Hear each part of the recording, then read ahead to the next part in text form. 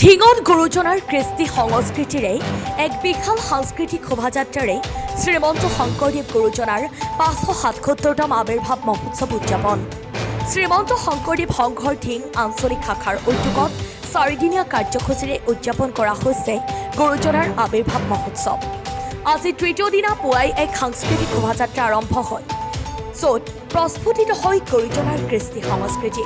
পিয়লি সদৌখন ভিত্তিত আয়োজিত হ'ব দিহানাম প্ৰতিযোগিতা।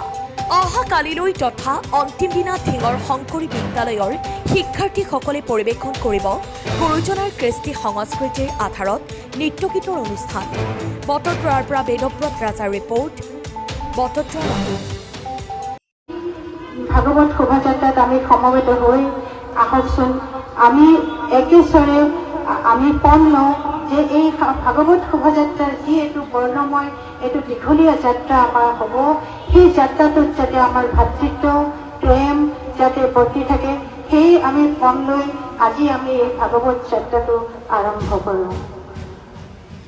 শেষত মই শ্ৰীমন্ত শংকৰদেৱ সংঘ ঢিং আঞ্চলিক শাখাই এই অনুষ্ঠানটোত আমন্ত্ৰিত কৰাৰ কাৰণে নথৈ আহ্লাদিত হৈ আচলতে ইমান দূৰ ইয়ালৈ ৰাতিপুৱাই আহিছোঁ, গাটো অলপ অসুস্থ, তথাপিও আহিছোঁ।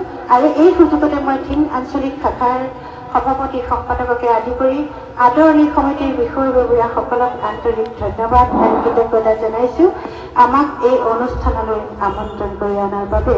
তাৰোপৰি আমি আজি যি ভাগৱত শোভাযাত্ৰাত আমি কাৰণে আজি আমি সমবেত হৈছোঁ, এই ভাগৱত শোভাযাত্ৰাৰ আচলতে এইটো এটা আমি যে আনন্দৰ উৎসৱ এইটোৱে আচলতে নহয়। ইয়াতে আমাৰ এই যি ভাগৱত ভাগ নিবৰ কাৰণে যি বাহনখনৰ যি আয়োজন কৰিছে, সেই ভাগৱত ভাগ পাতি স্থাপন কৰিছে। এই ভাগৱতৰ বাণী হৈছে ঐক্য, সংহতি, সমতা, সত্য, এই গোটেইখিনি আচলতে আমি একত্ৰিত